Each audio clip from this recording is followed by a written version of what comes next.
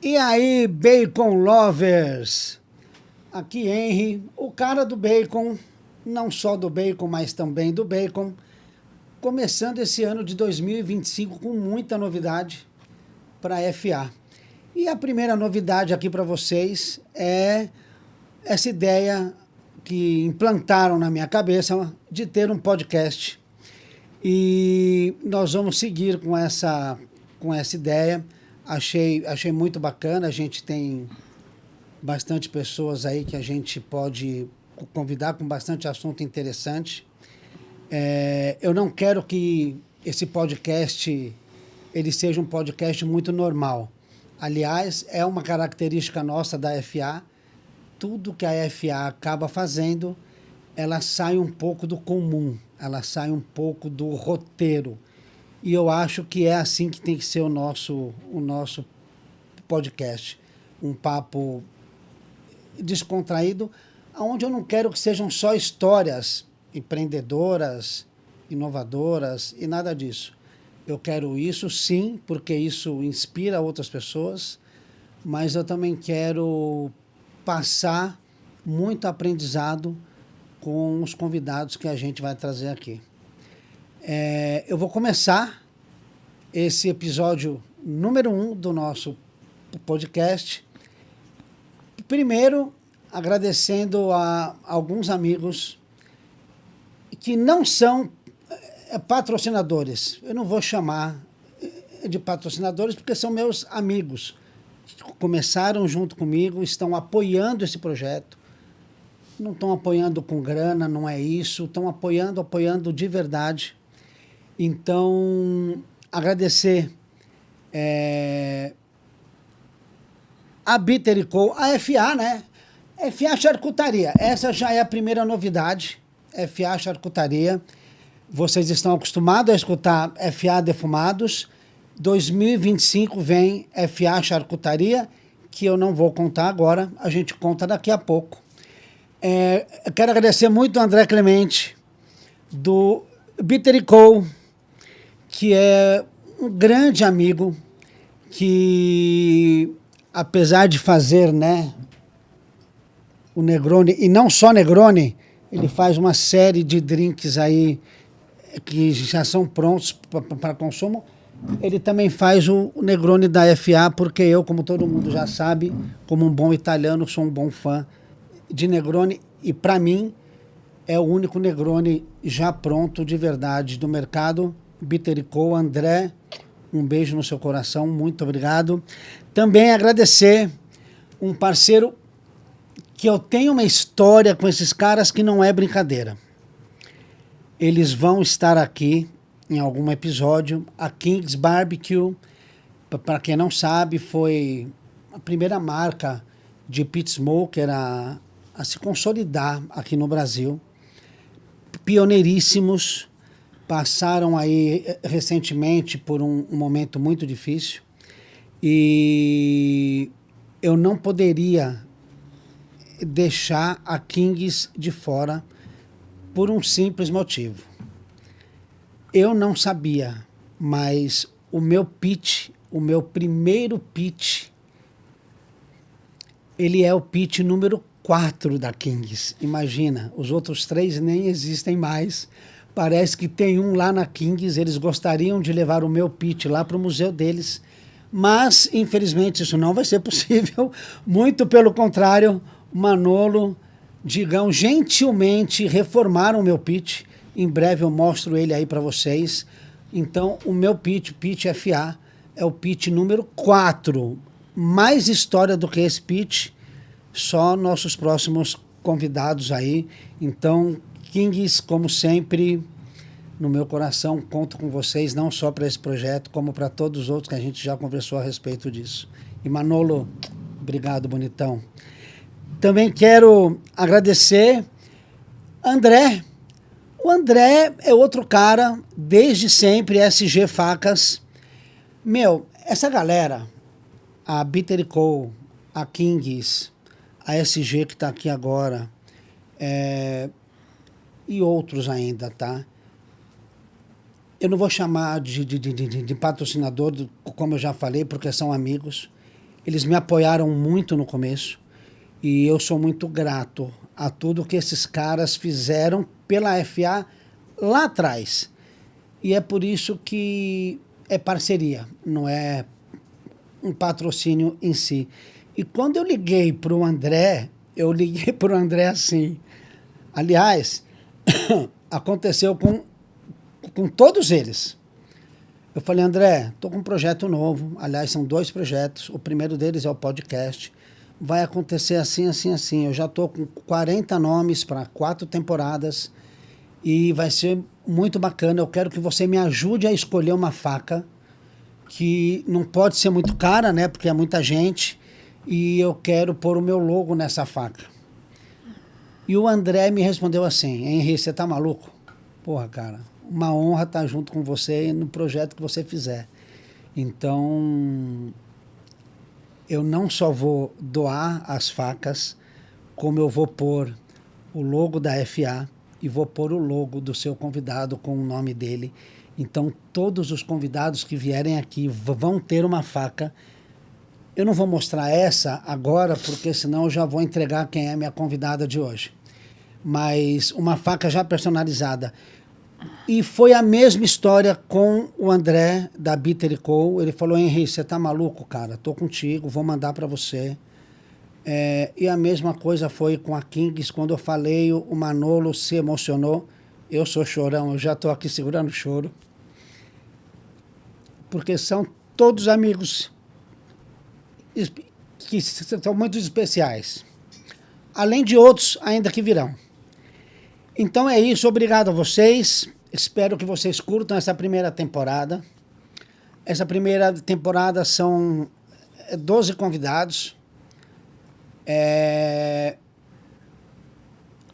E o primeiro convidado, a primeira convidada, contra a vontade dela, não poderia ser outra convidada que não fosse a dona da porcada.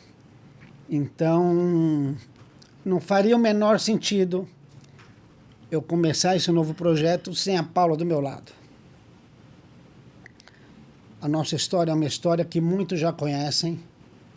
É uma história de superação, uma história de muita força, de muita garra, de muita luta. Eu vou contar só um pouquinho dela aqui. E eu estou morrendo de raiva agora porque eu esqueci a peça principal, a minha panela. Esqueci de trazer a minha panela. Ai, que ódio! Mas depois eu mostro. A minha panela é muito conhecida, tá aí no canal do YouTube, tá no meu Instagram, que foi como a gente começou isso tudo. Então, amor, seja bem-vinda, contra a sua vontade. Obrigada, pois mas muito bem-vinda. Pois é. Não poderia ser outra pessoa que não fosse você, né?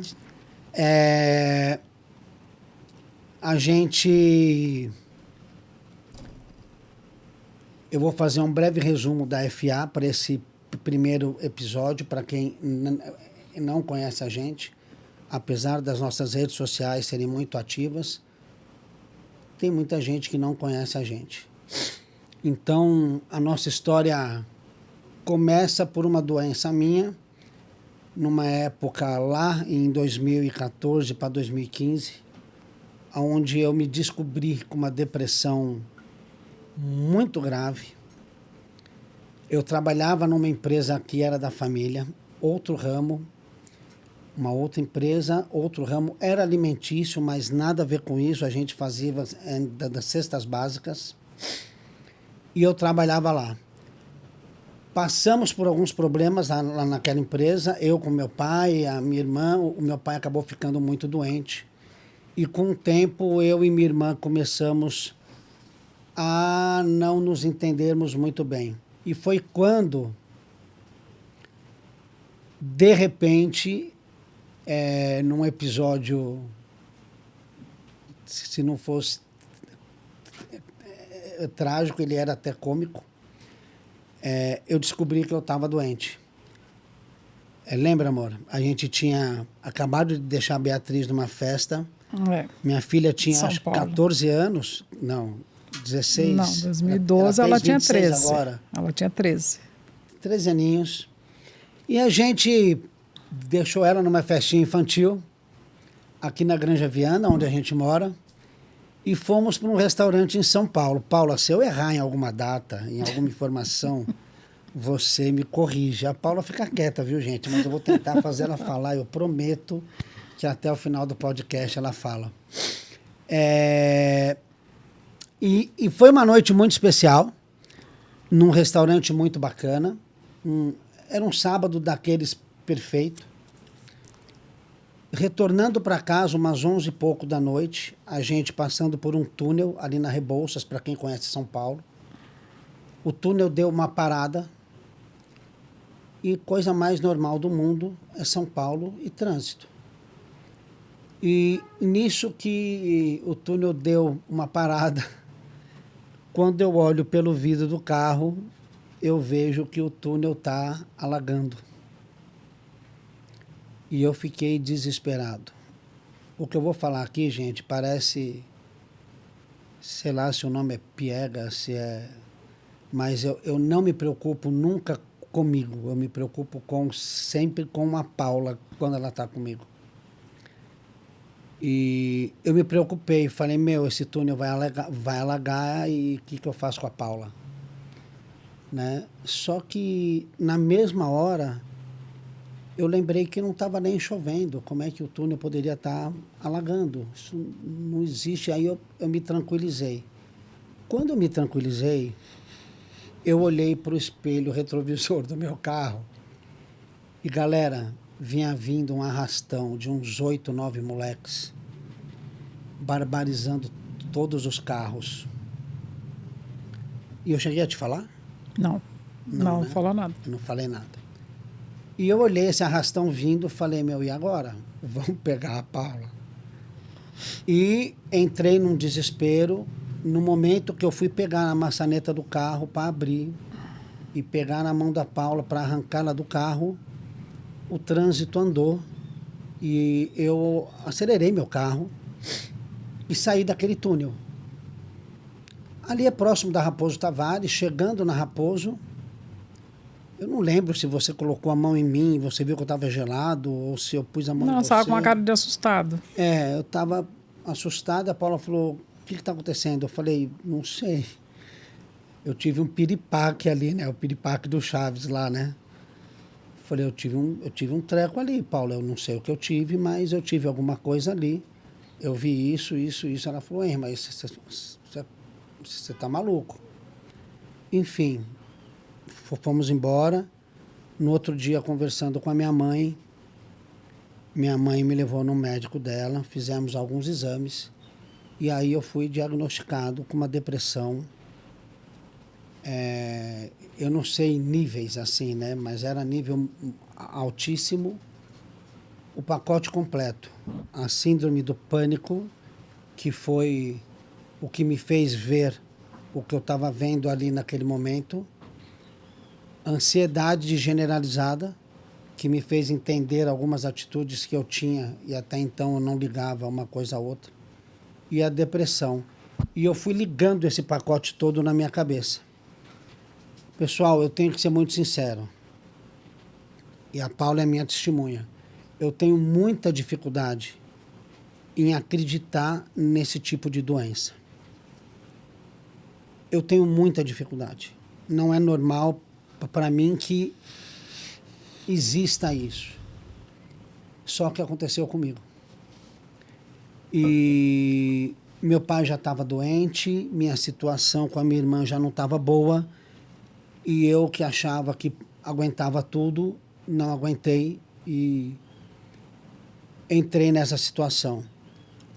Como a minha situação com a minha irmã já não estava boa, eu resolvi me afastar dessa empresa familiar que eu trabalhava, que a gente tinha já há quase 40 anos, e resolvi ficar 1 ano em casa. Não dá para chamar de ano sabático, viu, gente?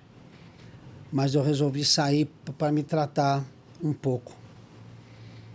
E quando eu resolvi me tratar, foi na época que a gente quis ir para a Itália, Não, foi Não antes. ainda, né? Foi antes Foi ainda, antes. né?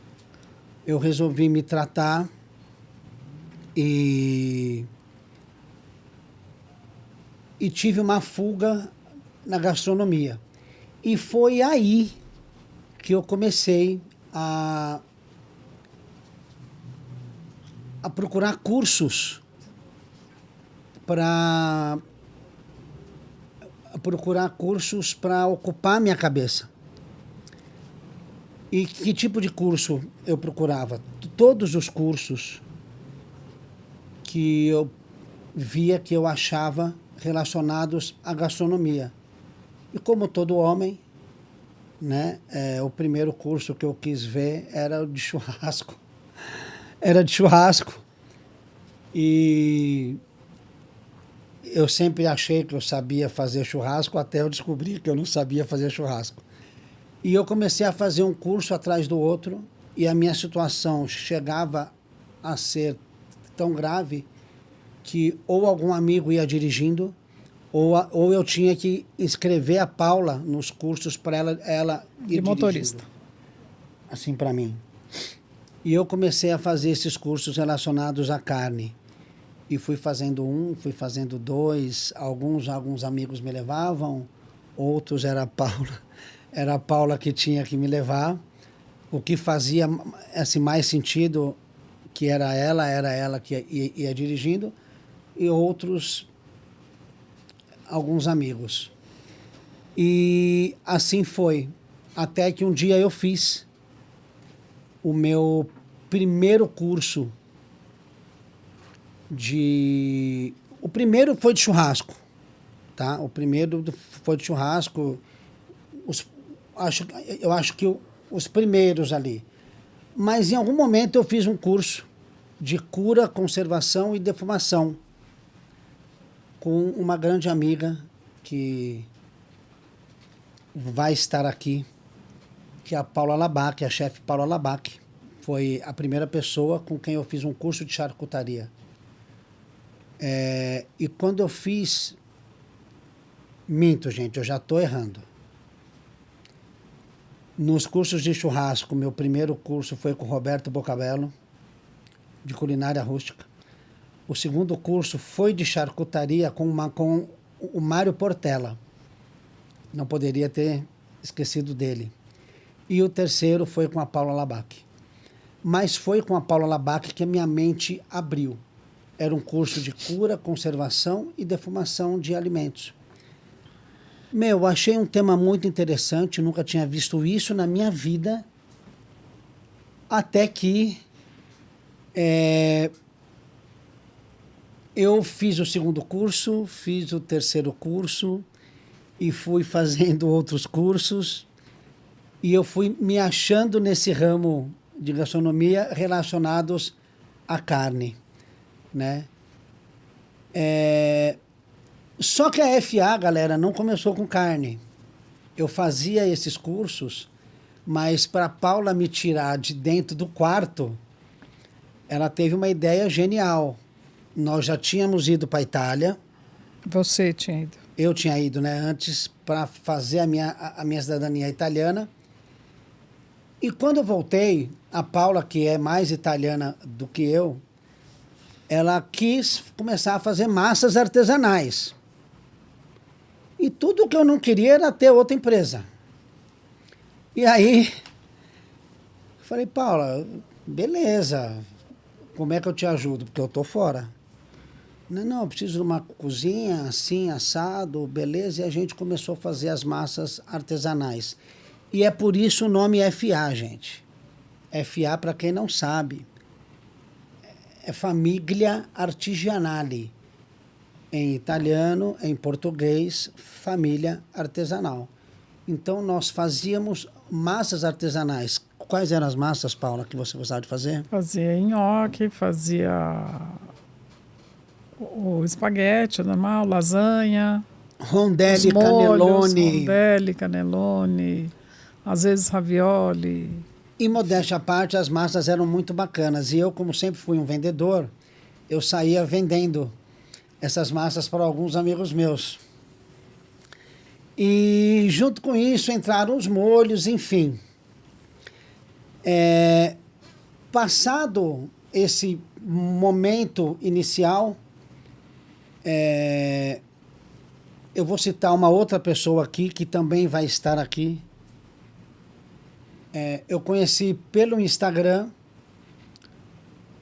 um cara que se tornou meu irmão, João Paulo, Churrasco Terapia. Ele já era uma sumidade no Instagram, já tinha um monte de seguidor.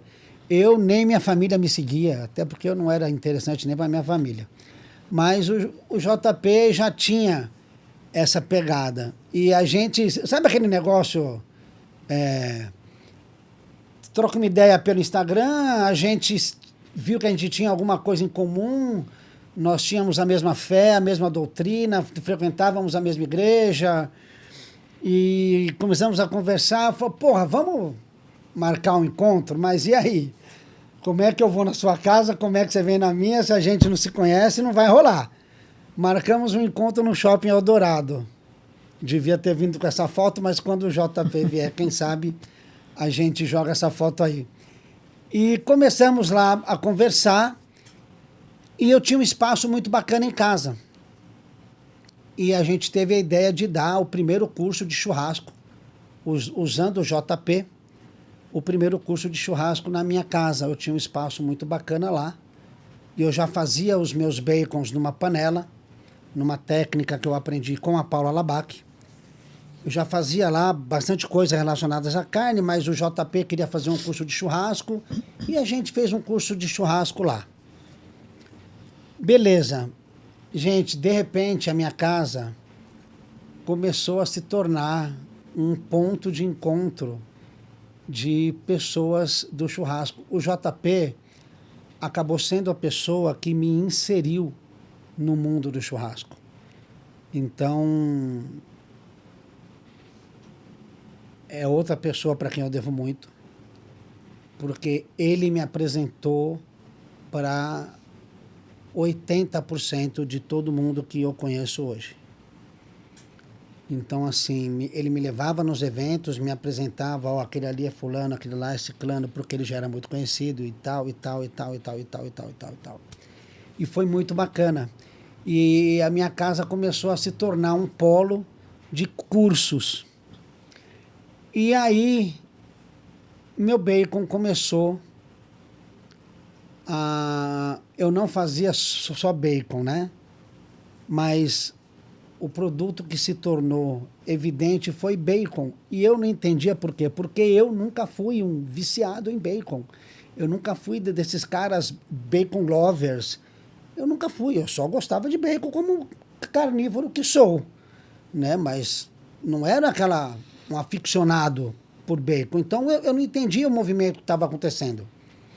Aí eu fui estudar. Aí sim eu resolvi estudar a charcutaria mais a fundo, fui estudar tudo o que eu precisava ter estudado e comecei a ser convidado para eventos de churrasco. Nesses eventos de churrasco, em todo o estado de São Paulo e fora do estado de São Paulo, como meu nome é um nome que não é muito comum, Henry, né? A galera começou a falar, você não é o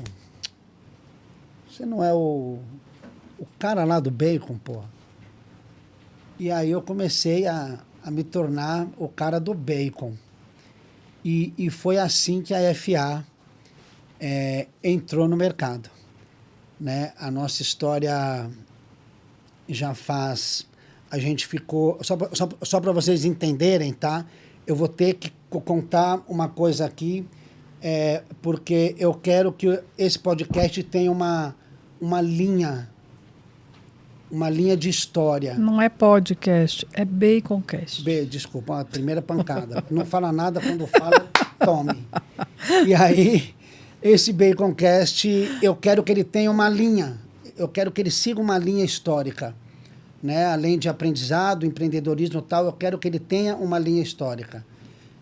A primeira convidada não podia ser outra, a não ser a mulher que me tirou de uma depressão, que me ajudou, que acreditou em mim, nas minhas loucuras, e fez a FA chegar onde chegou.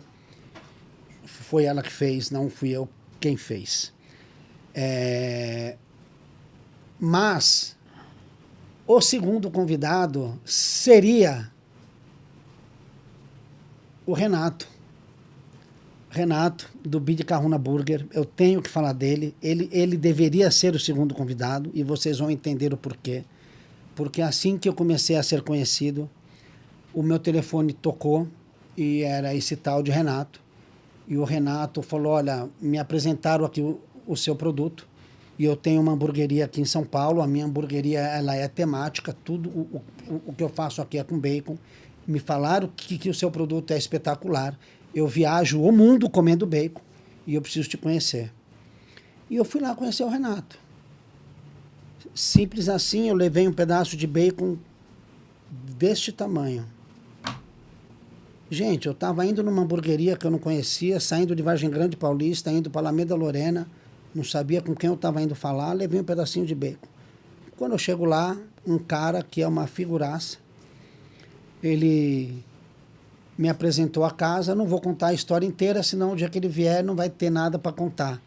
Mas enfim, o Renato me apoiou, me ajudou, e eu que fazia 20 quilos de bacon por mês na minha panela, por causa do Renato, comecei a fazer 1 tonelada de bacon no meu quintal, no quintal da minha casa. Mas se você quiser saber essa história, vocês vão ter que esperar o Renato vir aqui. Ele não vai poder vir agora, nesse segundo episódio, a Paula é o primeiro, porque ele ficou doente, me ligou, pediu desculpa, estaria aqui, mas ele vem na próxima gravação. E aí a gente conta essa história, que é uma história muito inspiradora. Então, pessoal, eu quis começar o ano com essas novidades. A FA, a gente ficou 1 ano e meio em casa. Nesse 1 ano e meio, lá na nossa casa, eu transformei a panela numa sala de defumação. Eu não sabia o que era uma sala de defumação. E na minha casa eu cheguei a produzir 8.000 quilos de bacon por mês. Na minha casa, na minha sauna, eu, a Paula, quantas pessoas? Mas no começo era só nós dois, a Patrícia, o Lucas que fazia as entregas. O começo eu e ela, gente, e tem partes que a gente precisa contar, né? Não era brincadeira, porque o dia que eu cheguei em casa com a notícia que eu tinha feito um negócio de 1 tonelada de bacon, a Paula se preocupou e eu lembro que ela estava na pia, acho que lavando louça, ela me perguntou, e aí, Henrique, como é que foi a visita? Eu falei, foi bacana, eu vendi 1 tonelada de bacon. E aí ela estava lavando louça e ela, tá bom, vai.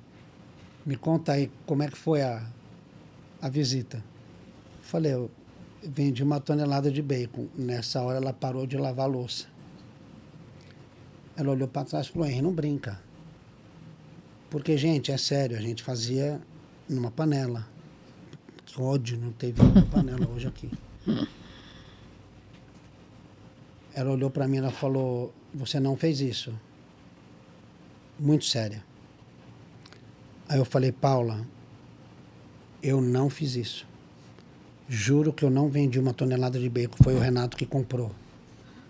Eu não vendi. O cara olhou para mim e ele falou para mim, olha, já conheço o seu produto, viajo o mundo todo, eu estou colocando o seu bacon entre os 5 melhores bacons que eu já comi no mundo.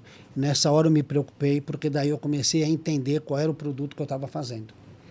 E foi aí que eu comecei a estudar bacon, tá, gente? Foi quando eu escutei isso de um cara que era uma autoridade no assunto. E quando eu falei para ela, Paula, é verdade, ela ficou muito brava. Ela falou, Henrique, liga pro cara, você tá doente, eu estava muito doente.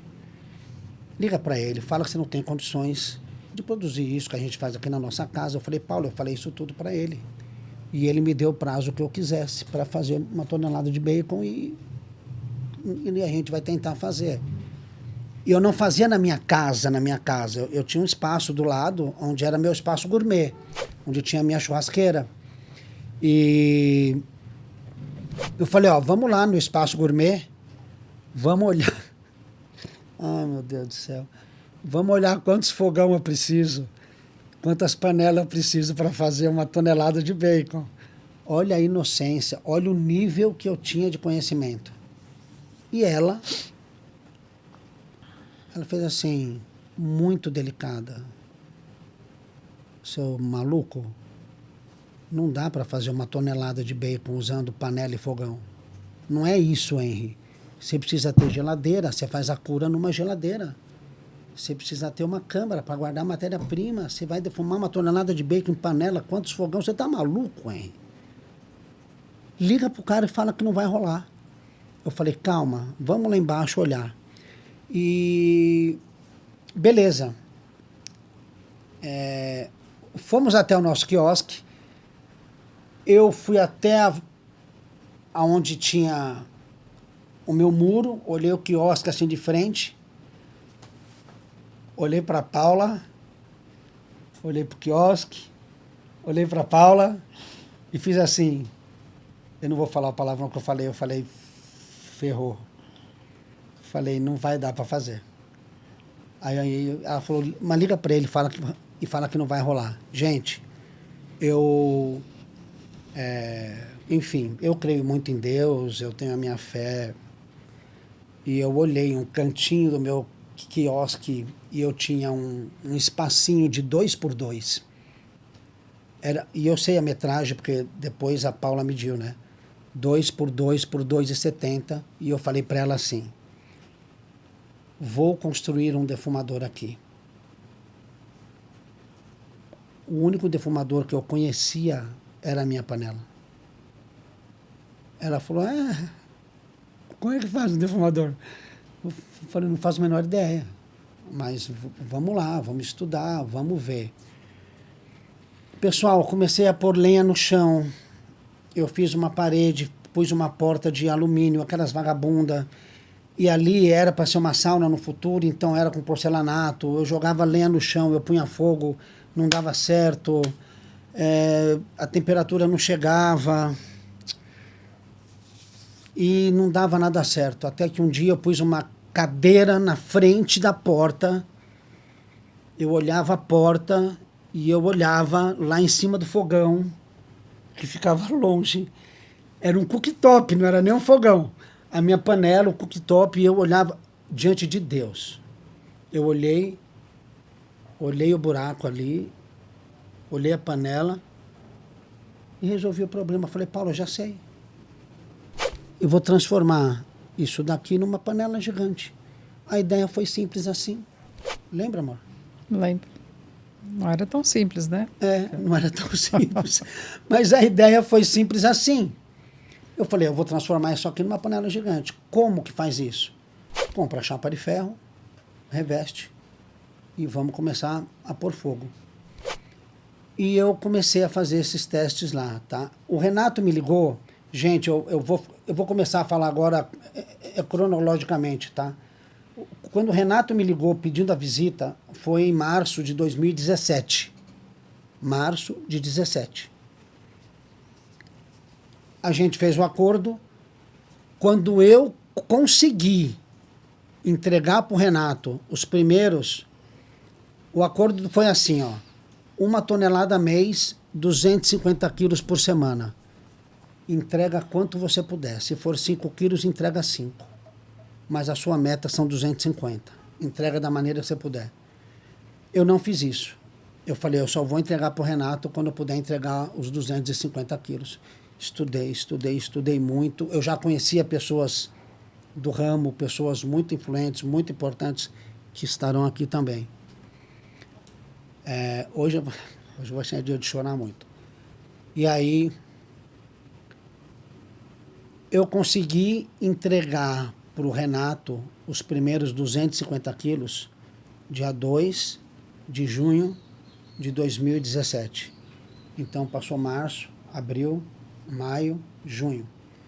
Quando eu entreguei para o Renato os primeiros 250 quilos, eu não tinha embalagem apropriada, era um saco plástico que a gente fechava com durex, né? Para a gente nem selava, né? Não, era uma seladora caseira. Não tinha vácuo. Uma seladora. Ai, meu Deus. Uma seladora caseira que não tinha vácuo.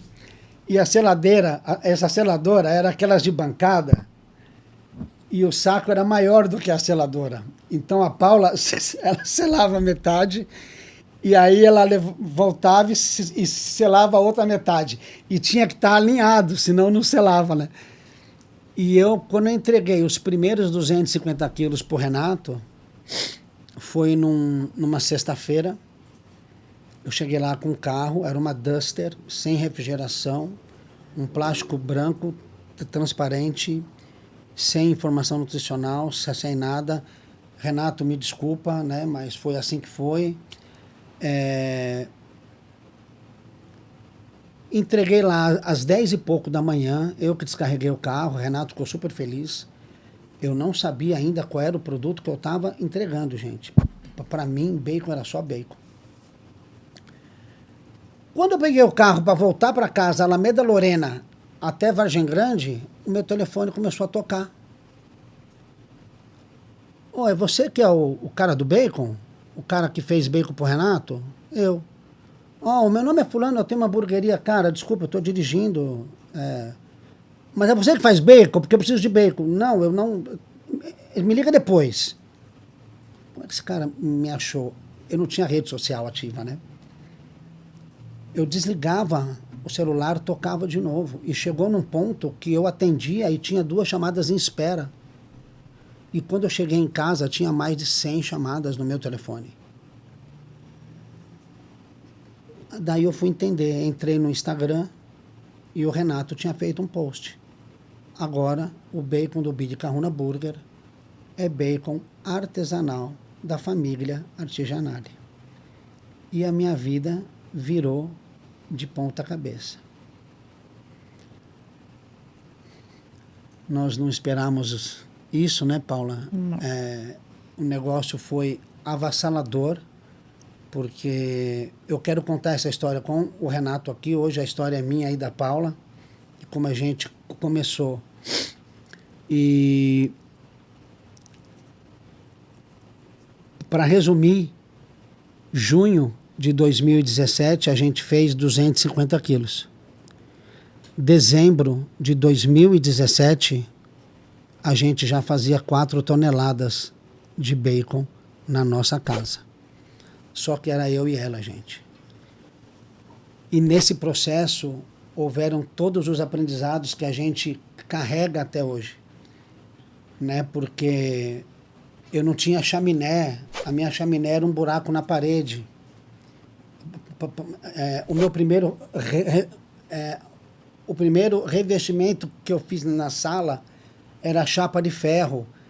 Na segunda defumação já estava tudo enferrujado, porque eu queria lavar, eu sou louco por limpeza.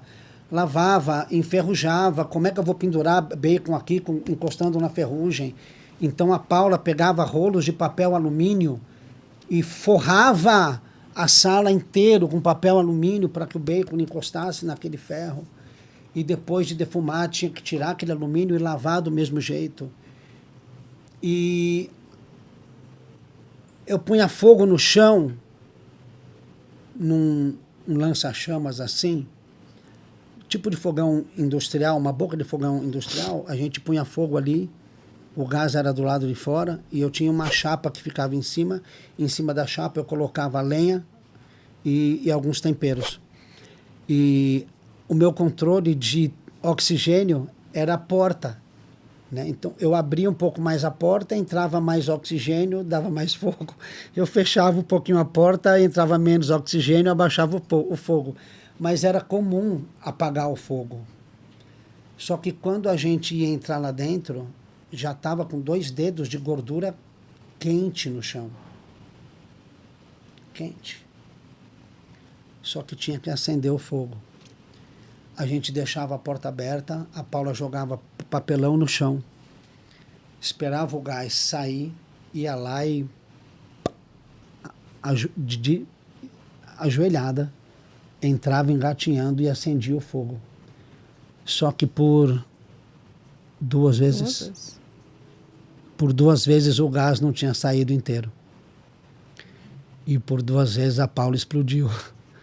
Não explodi, né? Tô aqui, então eu não explodi. Por 2 vezes, quando eu vi Quase a peguei Paula, fogo. ela estava jogada no meio da grama. Ela tinha voado literalmente. Pum! Paula, ela só passava a mão no cabelo, tô bem. E vamos de novo. E fora isso, eu tinha muito medo de mosca, né? Então, como era eu e ela, as defumações acabavam todos os dias, acabavam entre meia-noite e 1h da manhã. Então a gente tinha que descer até lá, abrir aquela câmara a 100 graus, e isso aqui de gordura no chão. A Paula colocava uma escadinha de 4 degraus ali, de 2 degraus, né? É. Ela colocava uma escadinha. Fora que tinha que tirar a lenha de lá de dentro. Aí quando eu tirava, A gente tinha pegava que pegar fogo. as luvas. Eu sempre esqueço disso. Quando a gente acabava a defumação, a chapa com a lenha estava ali. A gente abria a porta, o que acontece? Entra o oxigênio, a lenha pegava fogo. Então a gente pegava com as luvas, arrastava para o lado de fora, e eu e ela arrastando aquela caixa de fogo com fogo para fora, para a gente poder entrar numa sala com mais de 100 graus. E a Paula pegava a escadinha, subia para pegar aqueles bacons que estavam ali pendurados. Eu pesava 140 quilos, não ia subir numa escadinha. E por mais de 1 ano, a gente viveu como um casal de dálmatas, porque a gente vivia cheio de queimaduras. E eram muitas queimaduras. Em todas as partes do corpo que vocês podem imaginar. Ah, mas por que vocês não entravam com manga longa? A gente entrava com manga longa. Só que quando a gente ia pegar o bacon, em cima a gordura entrava entre a camisa e a pele, e só quem já sentiu uma gordura escorrendo na pele sabe o que isso quer dizer. Então, foi uma época muito difícil. Você se arrepende? Não, Nem eu. senão eu já tinha parado. E faria exatamente igual. Acabou o ano de 2017, a gente fazendo 4.000 quilos de bacon, já muito famosos, né? O nosso nome, eu não prospectava cliente, era só meu telefone que tocava. Só que 2018, junho de 2018, 1 ano depois, a gente já estava com 8.000 quilos de bacon na minha casa, e falamos, Paula, ou a gente vai, ou a gente para. E nessa época, eu fiz o distrato e saí da minha empresa, que era a empresa da família. Eu nunca mais olhei para trás. Eu estava num problema muito grave com a minha irmã. Fizemos um distrato, foi uma fase muito difícil para mim e para Paula, porque eu não sabia fazer outra coisa. Eu trabalhei minha vida toda com meu pai. Virar as costas para aquela empresa era dar um pulo no escuro. Eu não tinha outro ofício.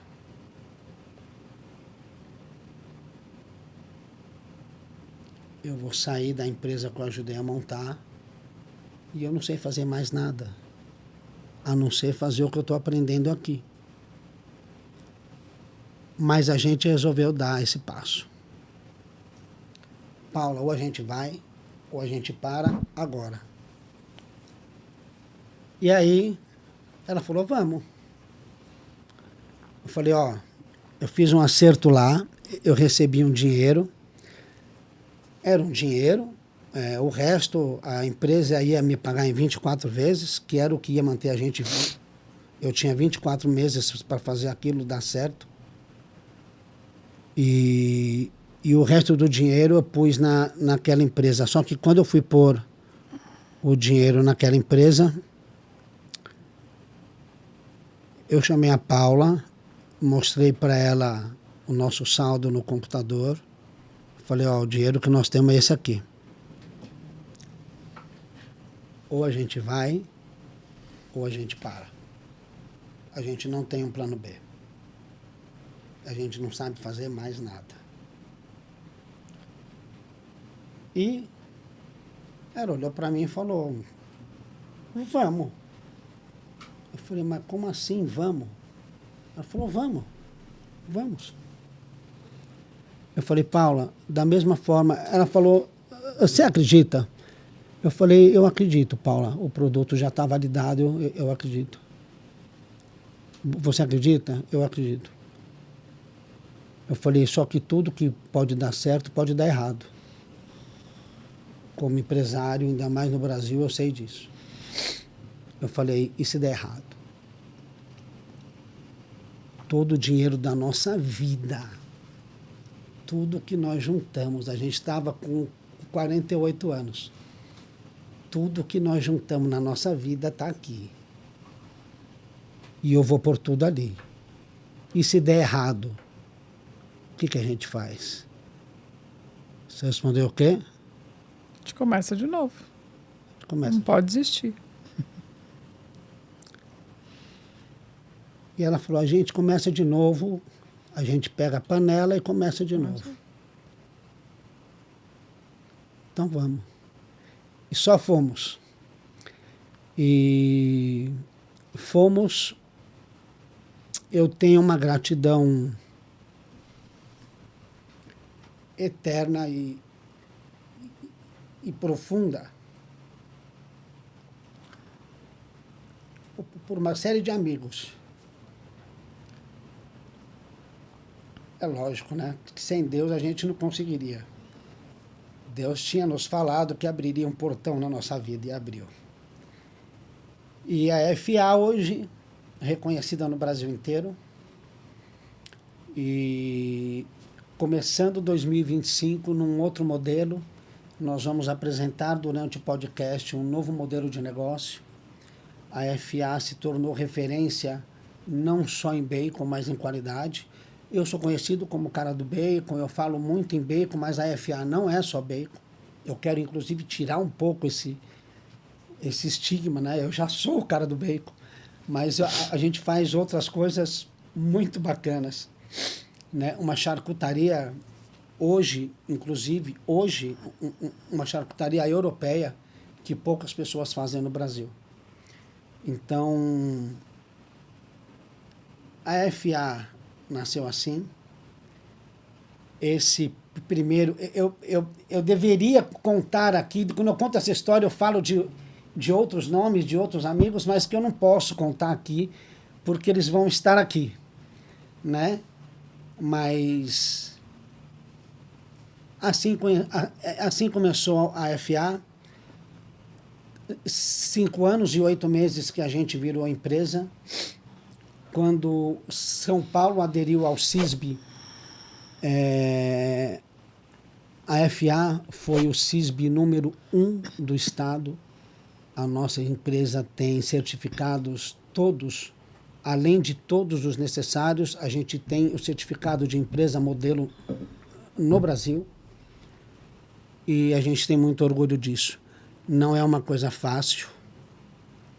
Se eu soubesse que era um ramo tão difícil, eu não teria entrado. A gente fala isso em outros podcasts. Se eu soubesse que era tão difícil, eu não teria entrado. Mas foi o caminho que Deus desenhou. E a gente está honrando isso. Eu não tenho plano B. Você tem? Não. Não temos plano B. Aliás, a gente tem um plano B, gente. O nosso plano B é fazer o plano A dar certo. É fazer o plano A dar certo. Né? Então, o nosso plano B é fazer o plano A dar certo. A gente não vai recuar, a gente não vai retroceder, a gente acredita no que a gente faz muito bem feito, com muito amor, com muito carinho. A FA não é uma empresa. A FA é uma família que produz produtos de alta qualidade. Tanto é que o nosso slogan é da nossa casa para a sua mesa E é assim que a gente quer que seja. Quando eu quis montar a empresa, já estamos acabando o podcast, que a gente começou, olhamos o imóvel, a Paula, com toda a autoridade que ela tem, ela olhou, para mim ela fez só um comentário. Se for para a gente fazer de qualquer jeito, só por dinheiro, pode parar agora. Ou a gente vai fazer do jeito que a gente fazia na nossa casa, ou a gente não vai fazer. E é assim que segue a FA, para quem conhece até hoje. Pessoal, um pouquinho da nossa história, bem pouquinho. Todo o restante da nossa história vocês vão ficar sabendo pela boca dos nossos convidados. FA, para quem não conhece, estamos aqui em Cotia. Nosso site faoficial.com, pode ser que mude. Nosso Instagram, _FAoficial, todas as redes, estamos em todas as redes, acha a gente lá. Mais uma vez, agradecer a essa galera que sempre apoiou, acreditou a gente desde o início, Bitter & Co, a Kings, a SG e outros que virão com certeza. E nosso agradecimento. Acompanhe a gente aqui, porque não vai ser só história. Aqui vai ter história, vai ter ensinamento, vai ter aprendizado, vai ter empreendedorismo, vai ter muita lição e vai ter muita inspiração, principalmente para vocês que estão começando agora. Muito obrigado. Aguardem o próximo episódio, que vem pessoas muito bacanas aí. Paulo, quer falar alguma coisa? Não, você já contou tudo, não precisa falar mais nada. Foi um sacrifício ter a Paula aqui, a Paula não aparece nem nas redes sociais. Ficou só a minha figura aqui, tá bom. A gente é viciado em porco, por isso esse monte de porco, nosso pet é um porco. Acompanha lá nossas redes sociais, que vocês vão acompanhar um pouco de toda a nossa vida. Estamos em todas as plataformas, gente. Acompanha a gente, deixa seu like. E espero vocês no próximo episódio. Fiquem com Deus. Obrigado. Até a próxima.